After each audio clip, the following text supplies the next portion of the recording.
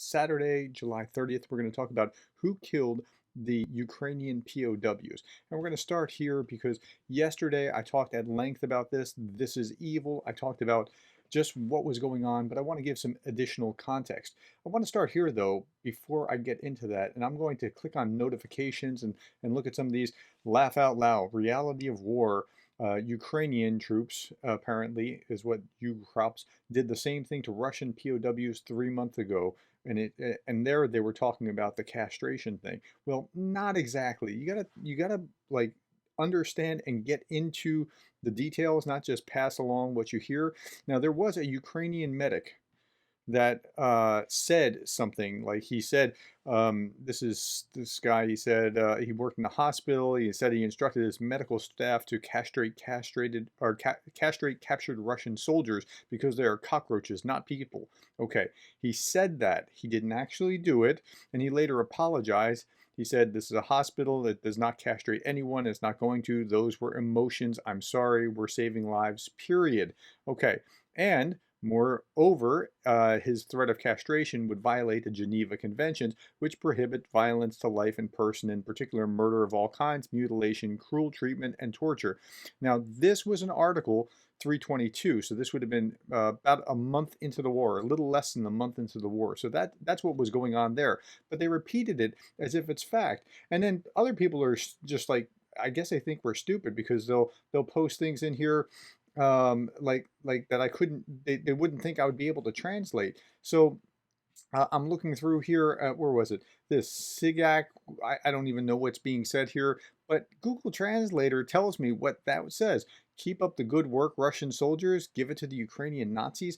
Do you know that there was almost no talk about Nazis in Ukraine until just before the war when Putin said it, and now it's been all over the press. So you got to do your fact finding. Okay, here today, this is the Russian embassy shortly after this terrible, like here's what they put on their a Twitter site. This is their evidence of this missile strike, and I'm showing you the pictures from the Russian embassy in Britain, what they put on here. Now, the language around it says this: today, Ukraine used HIMARS, MLRS, to hit a detention facility used for the confinement of Ukrainian POWs. 53 dead, 75 injured. Is this the way to say glory to heroes? Stop Nazi Ukraine. Okay, now they're making an assertion that they're not actually proving, but who killed them? And we're trying to figure that out. Now, I'm not an expert, but if you look at the pictures, a missile strike will look one way, and a detonation from within will look another way. And so they're calling for experts to come in and sort out what's going on. So Russia said that they're asking the UN to investigate Ukrainian POW killing. I think they're asking for some trouble because it's going to be not coming out good, and then they're going to say it's biased. The Russian Defense Ministry announced on Sunday that it officially invited independent experts in the UN and the Red Cross to come and investigate.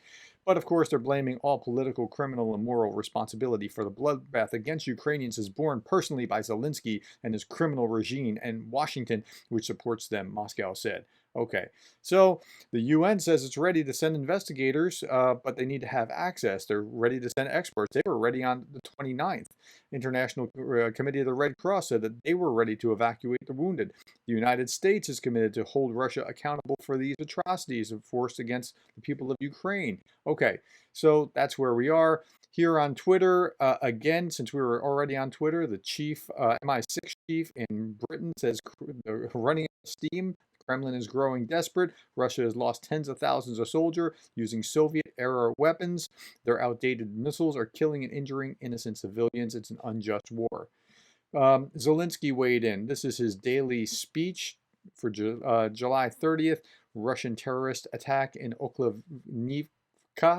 All evidence of this crime is committed by the occupiers. It will be collected. Everyone is guilty who approved, organized, and who blasted these people, who knew about it. They will be found. Now, he also talked about this. It's important to hear that you need to evacuate the Donbass from the fiercest fighting, and he goes on and talks about that here. He announces mandatory evacuation from Donbass.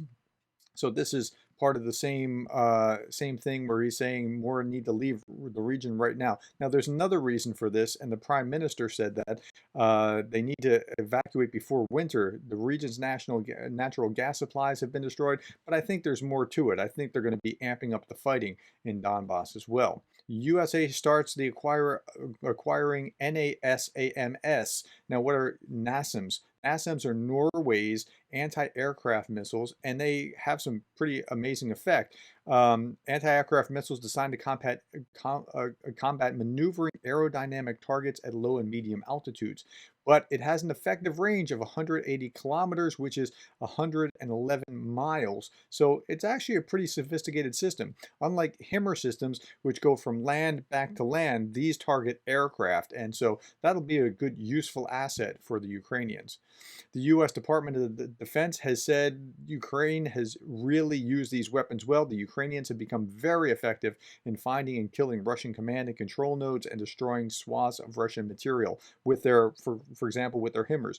The U.S. only provided 4 at first. It's like kind of like, are you going to do a good job with this or whatever? But they're up to now promised 20, and I think at least 12 are on ground. It might be 16 on ground now, but they're making good use of it.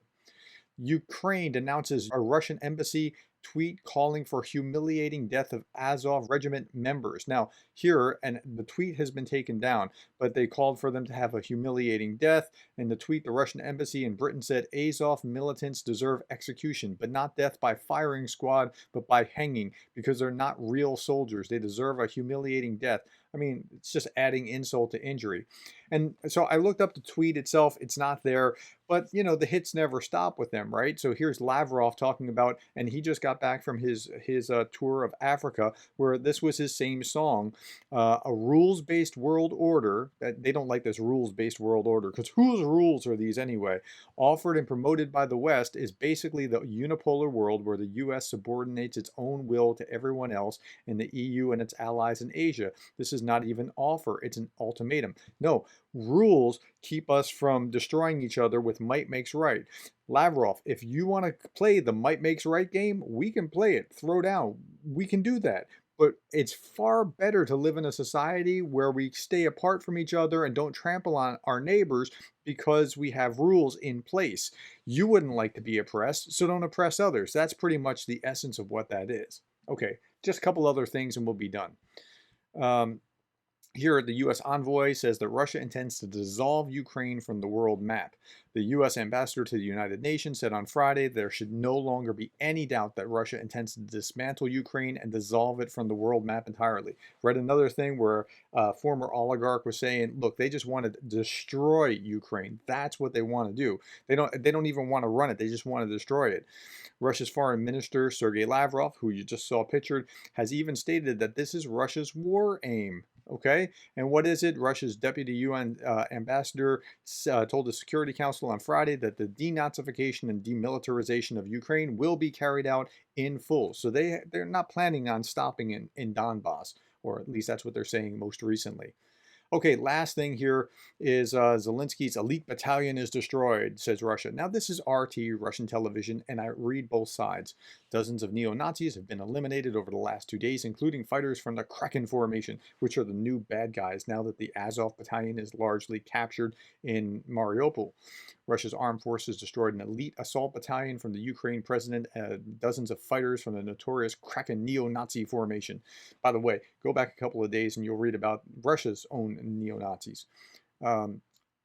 Koshevnev said on July 28th at Krasamensk railway station in the Donetsk People's Republic, and then the Russian military conducted a direct strike with high-precision air-based weapon on train transporting an elite assault battalion of the 1st Separate Brigade, and 140 nationalists were killed on the spot, and 250 more militants received injuries of varying severity. Now, I couldn't find anything in Western media about that. I couldn't find a railway station or the train that was destroyed. But what I could find was this.